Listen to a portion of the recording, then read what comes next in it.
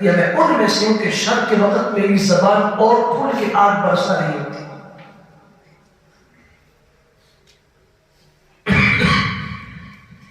پھر کہتے ہیں کہ جی ہم تو اینٹ کا جواب پتھر سے دیں گے، ہم تو ایسا کر دیں گے، ہم ویسا کر دیں گے. تو پھر جب تم امام الانبیاء صلی اللہ علیہ وسلم کے فرمائے ہوئے فرمان سے دور رہ کے زندگی گزارتے ہو تو تم تو زہر پی رہے ہو. زہر کا پیالہ منہ سے لگا کے اللہ سے تم شفا کی دعائیں کیسے کرتے ہو؟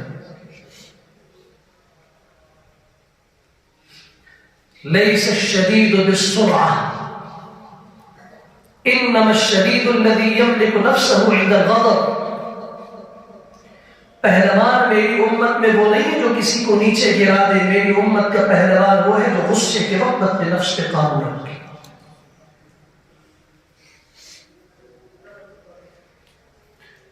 اپنے حق پہ ہوتے ہوئے سچ پہ ہوتے ہوئے بھی اگر اللہ کے لیے صبر کرو گے تو امام الانبیاء صلی اللہ علیہ وسلم فرمایا جنت کا درمیانہ دروازہ میں اس کی ضمانت دے گا.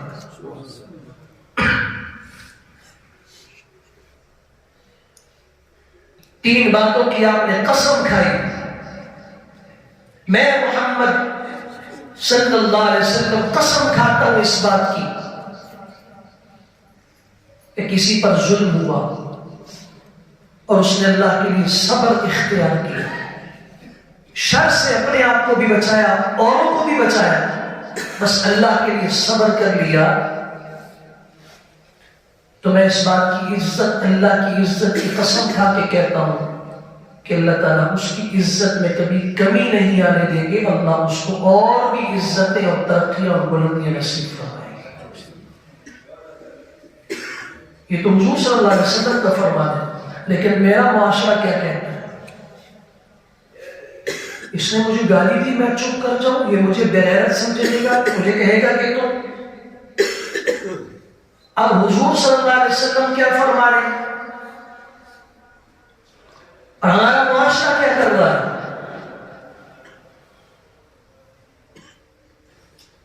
اس لیے عرض کر رہا ہوں کہ زہر، اس زہر کو منہ سے لگا کر شفا کی امید نہیں کی جا سکتی. اللہ کے رسول صلی اللہ علیہ وسلم کی دعاؤں سے اور فرامین سے دور رہ کر کوئی زندگی میں سکون حاصل کرنا چاہے، رحمت حاصل کرنا چاہے، ممکن نہیں.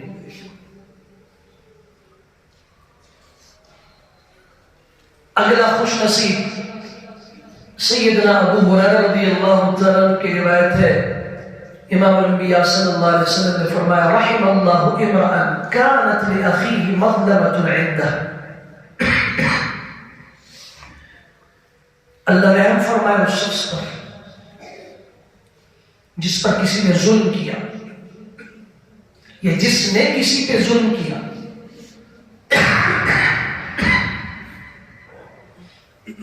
ظلم کرنے کے بعد خواہ اس کی مال کے متعلق، اس کی عزت کے متعلق، اس کی جان کے متعلق زیادتی کرنے کے بعد اس کے پاس آ گیا، فاستحلہ، اسے کہتا ہے مجھے معاف کر دو، میں نے تمہارا حق ضائع کیا، میں نے تمہیں فلاں موقع پہ گالی دی، میں نے فلاں موقع پہ تمہارے ساتھ زیادتی کی، میں نے تمہارا مال، تمہاری عزت خراب کی. فاستحل قبل ان يؤخذ وليس عنده دراهم ولا دنانير. اس دن کے آنے سے پہلے کہ جب نہ میرے پاس کچھ ہوگا، نہ پیسے ہوں گے، سونے کی اشرفیاں، نہ چاندی کے درہم ہوں گے، آج ہی میں تجھ سے اس زیادتی کا ازالہ چاہتا ہوں. بدلہ لینا چاہتے ہو لے لو، معاف کرنا چاہتے ہو معاف کر دو، لیکن اللہ کے لیے معاملہ یہی صاف کر دو. امام الانبیاء صلی اللہ علیہ وسلم نے فرمایا اے اللہ اس آدمی پہ رحم فرما. اب کون ہے یہاں بیٹھا ہوا ایسا آدمی جس نے زندگی میں کبھی کسی پہ ظلم نہ کیا، کبھی کسی کی غیبت نہ کی، کبھی کسی کے ساتھ زیادتی نہ کی؟ ہے کوئی؟ پھر ایسا بھی کوئی ہے؟ کہہ رہے ہیں ہم سب کہ ہم نے ایسا کیا، زیادتیاں ہم سے ہوئی. کیا ہم نے زندگی میں اس بات کی کوشش کی کہ ہم اس کے پاس چلے جائیں، اور اس سے کہ اپنا معاملہ اللہ کی عدالت میں نہ لے جاؤ، آج ہی فیصلہ کرو۔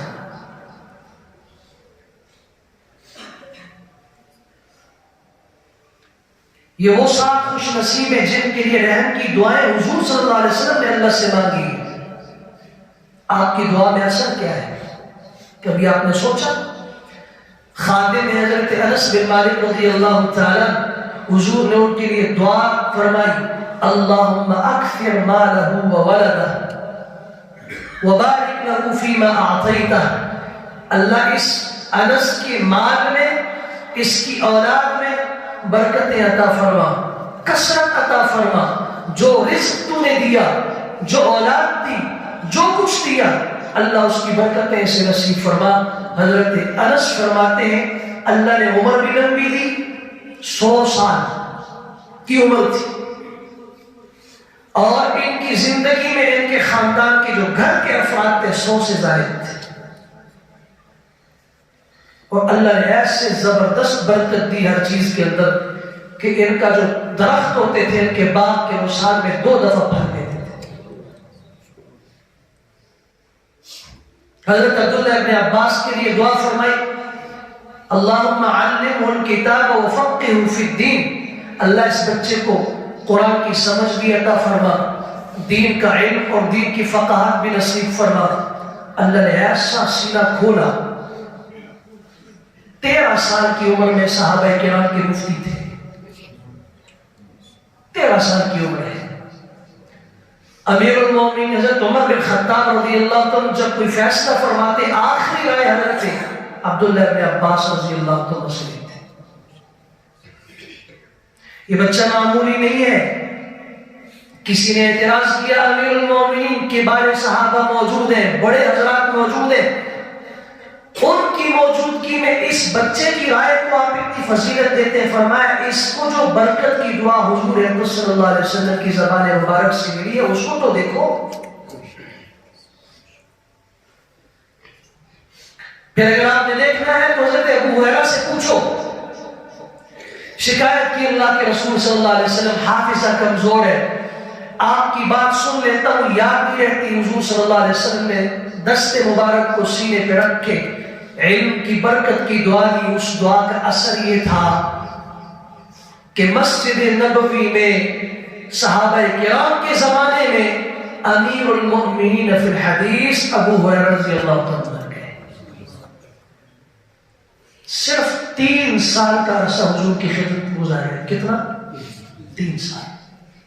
7 ہجری میں مسلمان ہوئے ہیں اور 10 ہجری میں امام الانبیاء صلی اللہ علیہ وسلم کا وصال ہوا۔ 3 سال کا عرصہ گزرا، 5374 حدیثیں امت تک، جو سب سے زیادہ حدیثیں کسی صحابی سے پہنچی ہیں ابو ہریرہ رضی اللہ تعالی۔ یہ حضور کی دعا کا اثر بتا رہا ہے۔ پھر آپ نے دعا فرمائی حضرت عبد الرحمن بن عوف رضی اللہ تعالیٰ عنہ کے لیے۔ حضرت کی شادی ہوئی۔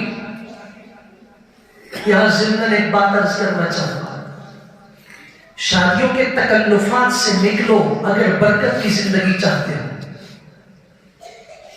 اللہ کی قسم ان جھوٹے لباسوں میں عزت نہیں رکھی ہوئی ہے۔ 20 جوڑے بنا کے فضول خرچیوں کے انبار لگا کے سمجھتے ہو لوگ مجھے اچھا سمجھیں گے۔ اگر اس کائنات نے آپ کی تعریف کر دی پھر مجھے کہہ دینا کھڑے ہو کر کہ آپ جھوٹ بول رہے تھے۔ سب کچھ آپ نے کیا اور اپنے کانوں سے سنا کہ لوگوں نے آپ کے لباس کا بھی مذاق اڑایا، آپ کے زیور کا بھی مذاق اڑایا، آپ کے جوتوں کا بھی مذاق اڑایا۔ ان اعظم النکاح برکۃ ایسرہ مونہ، سب سے عظیم برکت والا نکاح وہ ہے جس کے تکلفات مشقتیں کم ہوں۔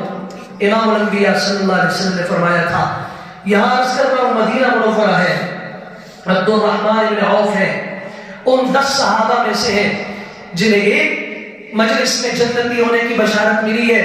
حضور صلی اللہ علیہ وسلم نے دیکھا ان کی انگلی کے اوپر زرد نشان لگا ہوا ہے، زعفرانی رنگ کا۔ فرمایا عبد الرحمن یہ نشان تو شادی کے موقع پہ ہوتا ہے، یہ عورتیں زعفرانی رنگ اپنے ہاتھوں پہ لگاتی ہیں، تو نے یہ کہاں سے لگایا؟ تو میں اللہ کے رسول صلی اللہ علیہ وسلم میں نے شادی کی ہے. اللہ کے رسول میں نے شادی کی ہے. آپ نے فرمایا اولن ولو بشاۃ, ولیمہ کر لینا اگرچہ ایک بکری کے ساتھ ہی کیوں نہ ہو, ولیمہ کرو, یہ سنت ہے. اور پھر اللہ سے دعا مانگی, بارک اللہ لک فی مالک, اللہ تمہارے مال میں برکت عطا فرمائے. بتاؤ مجھے حضور سے بڑھ کر عبد الرحمن بن عوف کے لیے اور قیمتی کون تھا کہ حضور کو نہیں بتایا کہ میری نکاح ہے, میری شادی ہے. اسلام کا مزاج اتنا آسان ہے کہ حضور صلی اللہ علیہ وسلم کو جب نہیں بتایا تو اور کس کو بتایا ہوگا.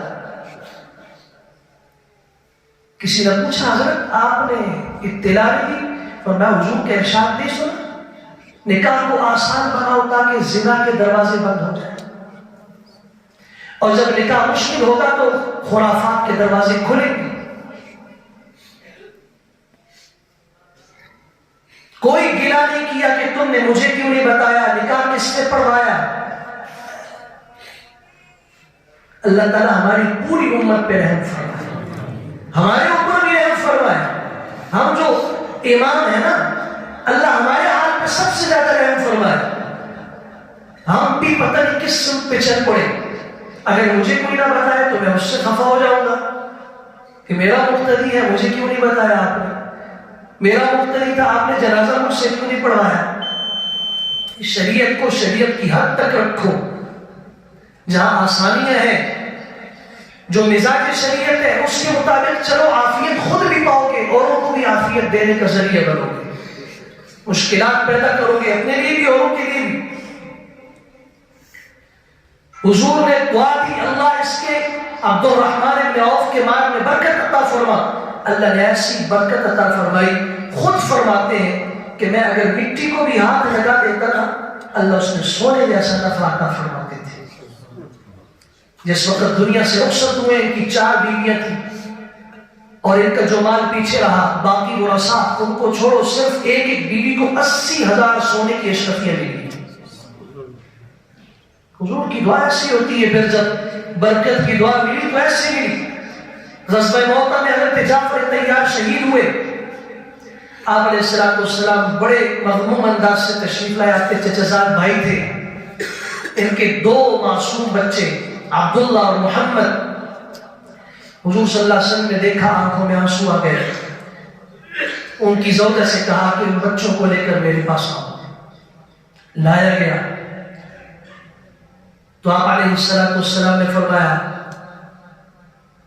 ان کی زوجہ سے, پریشان نہ ہو, موتا میں اس جنگ کے اندر جعفر کے دونوں بازو کٹ گئے, لیکن اللہ تعالیٰ نے مجھے جنت میں اس کا نظارہ دکھایا کہ اللہ نے اس کے کٹے ہوئے بازوؤں کو جنت کے پریوں کے پروں سے تبدیل کر دیا, اور وہ جنت میں اڑ رہا ہے.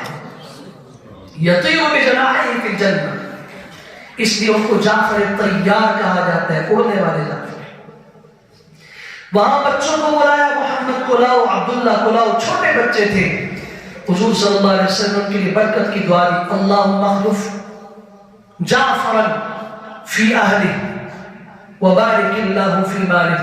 مصدرک حاکم کی روایت ہے, اللہ نے ایسی دعا کا اثر دنیا میں دکھایا کہ عبداللہ جو جعفر کے یتیم چھوٹے سے بچے تھے, اور اس وقت دنیا سمجھ رہی تھی باپ کا سایہ سر سے اٹھ چکا, اب کیا بنے گا اس بچے کا.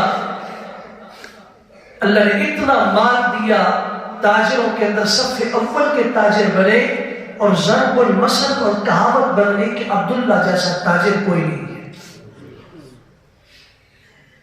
یہ حضور کی دعاؤں کا اثر ہے. تو یہی دعائیں ہمارے لیے بھی ہیں. عصر کی نماز سے پہلے جس نے 4 رکعت نفل پڑھے, اللہ اس پہ رحم فرما. حج عمرہ کرنے کے بعد جس نے حج کرا, اللہ اس پہ رحم فرما. خریدتے وقت, بیچتے وقت, تقاضے کے وقت نرمی اختیار کی, اللہ اس پہ رحم فرما. اللہ اس بندے پہ رحم فرمایا جو شرارت سے جس کی زبان خاموش ہو جائے, برے بول سے, برائی اور شر کی بات سے اس کی زبان کو تالا لگ جائے. اور اللہ اس بندے پہ رحم فرما جو رات کو اٹھے, نماز پڑھے, اپنی بیوی سے کہے اٹھ کے اللہ کو یاد کر لے. وہ عورت اٹھے نماز پڑھ کے اپنے شوہر سے کہے اللہ کے بندے اٹھ، غفلت ہو گئی، بڑی غفلت میں زندگی گزری، اٹھ اللہ کو یاد کر لے. یہ سارے ایسے خوش نصیب ہیں جن کے لیے امام الانبیاء صلی اللہ علیہ وسلم کی دعا ہے. اللہ تعالی ہم سب کو اپنی رحمتوں میں سے وسعتیں عطا فرمائے اور دنیا اور آخرت کی برکتیں، رحمتیں اور رحمتوں کی بارش ہمیں سمیٹنے کی توفیق عطا فرمائے. وآخر دعوانا الحمدللہ.